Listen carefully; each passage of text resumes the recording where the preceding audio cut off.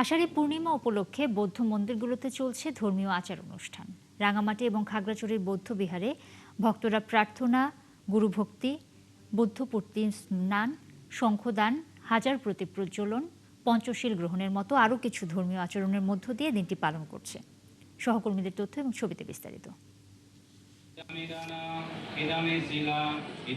আষাঢ়ী পূর্ণিমা উপলক্ষে সকাল থেকে রাঙামাটির বনবিহার, আনন্দবিহার, মৈত্রী বিহার, বুদ্ধাঙ্কুর বৌদ্ধবিহার সহ বিভিন্ন বৌদ্ধবিহারে পূজা অর্চনা সহ নানা ধর্মীয় অনুষ্ঠান পালন করছেন বৌদ্ধ ধর্মের মানুষেরা।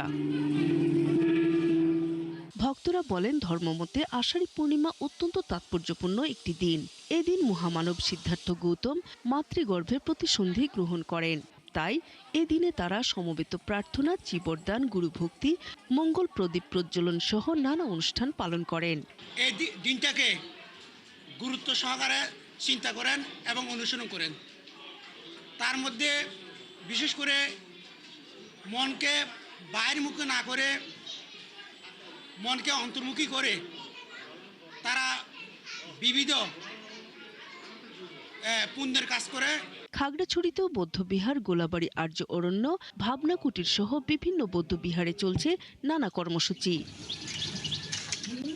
সকাল থেকে পঞ্চশীল গ্রহণ, বুদ্ধমূর্তি দান, সংঘদান, অষ্টপরীক্ষার দান, বর্ষাবাসের চিবরদান, বৌদ্ধ ভিক্ষুদের পিণ্ডদান সহ দেশ ও জাতির মঙ্গল কামনায় প্রার্থনা করেন তারা। বুদ্ধকে সবাই মিলে আমরা চন্দনের পানি এবং এই গোলাপ জলের পানি দিয়ে আমরা স্নান করাবো। তারা বলেন, আজ থেকে 3 মাস বর্ষাবাস পালন করবেন তারা। আত্মশুদ্ধির জন্য ধ্যান, সাধনা ও আত্মসংযমও পালন করবেন।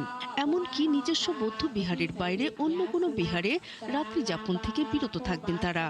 উপাসক, উপাসিকা, ধায়ক, ধায়িকারা সবাই এই 3 মাস ব্যাপী নিজেকে ধ্যান সাধনায় করে এবং লোভ, দেশ, মোহ থেকে মুক্তি আমরা কিভাবে নির্বাণে পেতে পারি।